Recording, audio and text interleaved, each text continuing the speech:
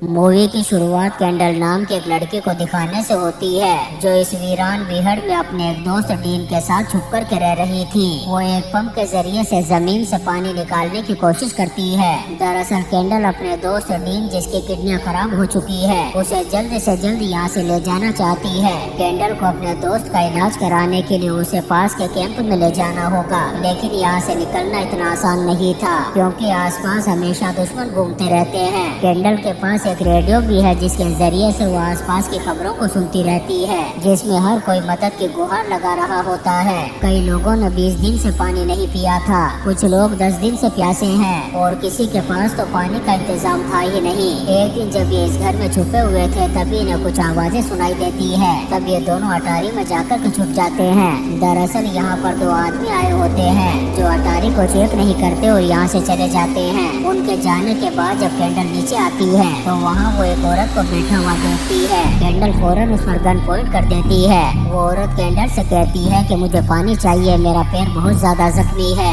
ये सुनकर के कैंडल उसे पानी दे देती है, लेकिन उसे डाउट होता है कि इस औरत के साथ और भी लोग होंगे जो यहाँ पहुँच चुके हैं, पर इस वक्त वो पूरी तरह से अकेली थी। उस औरत का नाम स्काई था। कैंडल स्काई से कहती है कि अगर तुम चाहो तो यहाँ पर रुक सकती हो, पर स्काई कहती है कि नहीं, मुझे जाना होगा क्योंकि यहाँ से कुछ दूरी पर मेरी बहन है जिसके पास मुझे जल्दी ही पहुंचना होगा, और अगर तुम चाहो तो तुम भी मेरे साथ चल सकती हो। लेकिन कैंडल मना कर देती है और कहती है कि मेरे पास एक योजना है जिसे मैं पूरा करना चाहती हूँ। दरअसल कैंडल के फार्म में एक हवाई जहाज था, लेकिन उसका एक पार्ट्स खराब हो चुका था। कैंडल कहती है कि अगर हम उस पुर्जे को ठीक कर लें तो यहाँ से निकल सकते हैं। कैंडल का प्लान है कि वो इस बीहड़ से निकल कर के उस जगह पर जाएगी जहाँ पर हरियाली है। इसी वजह से वो अब तक यहाँ पर रुकी हुई है। इसके बाद कैंडल स्काई को कुछ पानी देती है जिसे लेकर के वो यहाँ से चली जाती है। रात को कैंडल जब अपनी अटारी में बैठी हुई होती है तभी उसे रेडियो पर एक खबर सुनाई देती है जिसमें बताया जा रहा था कि एक औरत है जिसके घर में कुछ लोग घुस आए हैं और उसको फौरन मदद की जरूरत है। कैंडल फैसला करती है कि वो उस औरत की मदद करने के लिए जाएगी क्योंकि उसके पास गन थी और उस औरत का घर भी पास ही था। लेकिन जब कैंडल वहाँ पर पहुँचती है तब उसे पता चलता है कि वहाँ पर उसे फंसाने के लिए जाल बिछाया गया था। असल में यहाँ पर कार्सन नाम का एक आदमी रहता है जिसका पानी का एक कंपाउंड है। दरअसल कार्सन सभी लोगों को मार करके उनके फार्म पर कब्जा करना चाहता है क्योंकि उसे डर था कि लोग जमीन से पानी निकाल करके पूरी जमीन को सूखा कर देंगे, और अगर ऐसा हुआ तो उसका कंपाउंड जहाँ पर पानी भरा हुआ था वो भी पूरी तरह से सूख जाएगा। इसी वजह से वो लोगों को एक एक करके मौत के घाट उतारता जा रहा था। वो एक पूरी फैमिली को ही मार डालता है, लेकिन कैंडल की किस्मत अच्छी होती है कि कार्सन उसे देख नहीं पाता। जब वो वापस अपने फार्म की तरफ लौट रही होती है तभी रास्ते में उसे खराब गाड़ी नजर आती है। वो उस गाड़ी से वही पुर्जा निकाल लेती है जो उसके प्लेन में खराब हुआ था। उसे लगता है कि शायद इस पुर्जे से प्लेन उड़ जाएगा। जब वो उस पुर्जे को अपने प्लेन में लगाती है तो वो फिट नहीं होता, जिससे कैंडल पूरी तरह से मायूस हो जाती है। इसी के साथ अब ये भी देखने को मिलता है कि जो पानी पहले ठीक ठाक आ रहा था वो बहुत कम हो गया है। रात में डीन कैंडल से कहता है कि मुझे लगता है कि कार्सन उस मिट्टी को जिसमें पानी जमा हुआ है ड्रिल करके अपनी तरफ खींच रहा है, और इसी वजह से पानी धीरे धीरे सूखता जा रहा है। और मुझे नहीं लगता कि मैं पानी के बिना ज्यादा दिन तक जिंदा रह पाऊंगा, इसलिए अब तुम्हें प्लेन ठीक करने की जरूरत नहीं है। तुम अपनी जान बचा कर के यहाँ से निकल जाओ। यहाँ से काफी दूरी पर मेरे अंकल का फार्म है जहाँ पहुँचने में तुम्हें 2 दिन का वक्त लगेगा। वहाँ जाकर के तुम पूरी तरह से सेफ रह सकती हो। लेकिन कैंडल कहती है कि मैं तुम्हें यहाँ पर अकेला छोड़ कर के कभी नहीं जाऊंगी। दरअसल ये दोनों अनाथ होते हैं। साथ ही डीन ने इसी घर में अपनी बड़ी बहन को भी खो दिया था और उसकी लाश इसी फार्म के बाहर उसने दफना दी थी। अगले दिन पास ही में रहने वाला गैब्रियल नाम का एक लड़का जो कैंडल को बहुत पसंद करता है वो उससे मदद मांगने के लिए आता है, लेकिन तभी रास्ते में स्काई को कैंडल की लाश मिलती है। वही स्काई जो पानी लेकर के अपनी बहन के पास जाना चाहती थी, लेकिन अब वो मर चुकी थी। इसी दौरान यहाँ पर ग्रेस नाम की एक औरत आती है जो उनके आसपास ही रहती थी। वो कैंडल से कहती है कि कार्सन के पास ऐसी दवाइयाँ हैं जिससे तुम्हारा दोस्त डीन पूरी तरह से ठीक हो सकता है, लेकिन कैंडल उससे कोई भी सौदा नहीं करना चाहती थी। थी, लेकिन तभी कार्सन यहाँ पर आने लगता है। पर इससे पहले कि वो यहाँ पर पहुँचता, कैंडल किसी जगह जाकर के छुप जाती है। कार्सन यहाँ पर आकर के गैब्रियल की पूरी फैमिली को मौत के घाट उतार देता है और कहता है कि ये सारे के सारे अब बूढ़े हो चुके हैं और मेरे पास इतना पानी नहीं है कि मैं बूढ़ों को पानी दे सकूं। गैब्रियल अपनी फैमिली की मौत से पूरी तरह से टूट जाता है। कार्सन उससे पूछता है कि क्या यहाँ आसपास कोई और भी छुपा है, लेकिन गैब्रियल साफ मना कर देता है।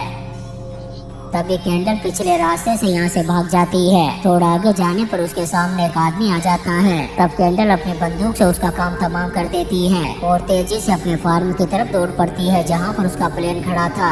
असल में उसी जगह पर एक बच्चा भी रहता है जो बिल्कुल अकेला था। कैंडल ने उस बच्चे से वादा किया था कि जब भी वो इस प्लेन को लेकर के यहाँ से जाएगी उसे भी साथ लेकर के जाएगी। जब कैंडल अपने फार्म पर पहुँचती है तब डीन को बताती है कि कार्सन धीरे धीरे करके सबको मारता जा रहा है और किसी को भी यहाँ पर रहने नहीं देगा। दरअसल कार्सन चाहता है कि यहाँ पर जितने कम लोग बचेंगे उतना ही पानी कम खर्च होगा। इसके बाद दिखाया जाता है कि डीन बाहर जाता है उस जगह पर जहाँ उसने अपनी बहन को दफनाया था। वो आज भी अपनी बहन को बहुत याद कर रहा था। वो कैंडल से कहता है कि जब मेरी मौत हो जाए तो मुझे दफनाना नहीं बल्कि जला देना, क्योंकि वह जानता था कि अगर उसे दफना दिया गया तो कैंडल उसकी याद में उसकी कब्र को देख कर के यहीं पर रुकी रह जाएगी। उसकी बातों को सुनकर के कैंडल की आंखों में आंसू आ जाते हैं और डीन से कहती है कि टेंशन मत करो, हम जल्दी ही यहाँ से निकल जाएंगे।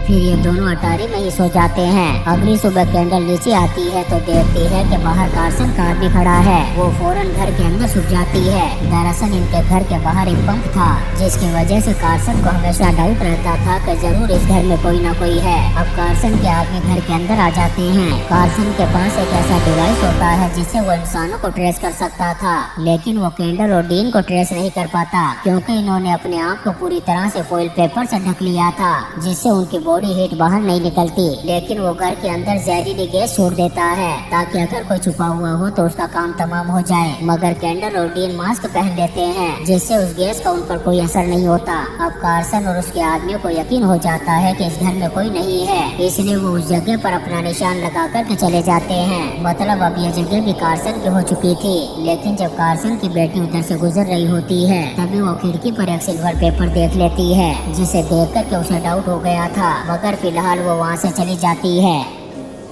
अब कैंडल की मुश्किलें और भी ज्यादा बढ़ जाती है क्योंकि उसका पंप और कुआं पूरी तरह से सूख चुका था। अब वो पानी नहीं निकाल सकती थी, लेकिन वो ये बात अपने दोस्त डीन को नहीं बताती। अब कैंडल गन लेकर के उस जगह पर जाती है जहाँ पर कार्सन रहता था। वहाँ पर बहुत ज्यादा कड़ी निगरानी थी। वहाँ पर एक गाड़ी खड़ी होती है और कैंडल को उम्मीद होती है कि शायद उस गाड़ी में वो पार्ट मिल जाए जिससे उसका प्लेन फिर से उड़ सके, लेकिन चाहकर भी वो वहाँ पर नहीं जा सकती क्योंकि वहाँ पर बहुत सारे लोग तैनात थे। फिर जब वह वापस लौट रही होती है तभी एक आदमी उसे देख लेता है, लेकिन कैंडल अपनी गन से उसका काम तमाम कर देती है। अगली सुबह वह देखती है कि उनके फार्म की तरफ 3 लोग आ रहे हैं। वो ये बात फौरन डीन को बताती है। डीन कहता है कि हमारे पास पानी है इसलिए हमें उनकी मदद करनी चाहिए। कैंडल बाहर जाती है और उन तीनों पर गन पॉइंट कर देती है। वो लोग कहते हैं कि हम बहुत लंबा सफर करके आए हैं और हमारे पास पानी भी नहीं है। कैंडल उन्हें पानी दे देती है। फिर वो कैंडल को ऑफर करते हैं कि तुम भी हमारे साथ चलो, लेकिन कैंडल मना कर देती है। उसी रात डीन को पता चल जाता है कि उनका कुआं और पंप पूरी तरह से सूख चुका है। कैंडल कहती है कि हमारे पास सिर्फ इतना पानी है कि हम 1 हफ्ता ही जिंदा रह सकते हैं। इसी वजह से कैंडल खुद पानी नहीं पी रही होती बल्कि सारा पानी अपने बॉयफ्रेंड डीन को पिलाती रहती है। डैन ये जानकर के बहुत दुखी होता है क्योंकि वो चाहता था कि कैंडल अपनी जान बचाए और यहाँ से निकल जाए। कैंडल डीन को उस गाड़ी के बारे में बताती है जो कार्सन के कंपाउंड के बाहर खड़ी थी। डीन उसे एक आइडिया बताता है उस पार्ट्स को लाने का। तब कैंडल उस जगह पर जाती है। वह गुलेल में एक जलता हुआ लाइटर रखती है और उस कंपाउंड की तरफ फेंक देती है जिससे वहाँ पर आग लग जाती है। अब उस गाड़ी के पास तैनात सभी लोग आग बुझाने के लिए उस तरफ चले जाते हैं। ठीक उसी वक्त कैंडल उस गाड़ी के पास पहुँच कर के वो पार्ट निकाल लेती है जिसे वो अपने प्लेन में फिट करना चाहती थी। इस बार उसे बिल्कुल सही पार्ट मिल जाता है जिसे देख कर के वो बहुत ज्यादा खुश हो गई थी। वो डैन के पास आकर के बताती है कि मुझे पार्ट मिल गया है, बहुत जल्द हम दोनों यहाँ से निकल जाएंगे। लेकिन जब वो नीचे पानी लेने के लिए आती है तभी वहाँ पर वो उन तीनों सर्वाइवर्स को देखती है जो पहले पानी लेने के के लिए आए थे। उनमें से एक आदमी कैंडल के सिर पर बोतल मार कर उसे बेहोश कर देता है। फिर वो उसके हाथ पांव बांध देते हैं। असल में ये लोग पानी की चोरी करने के लिए आए थे।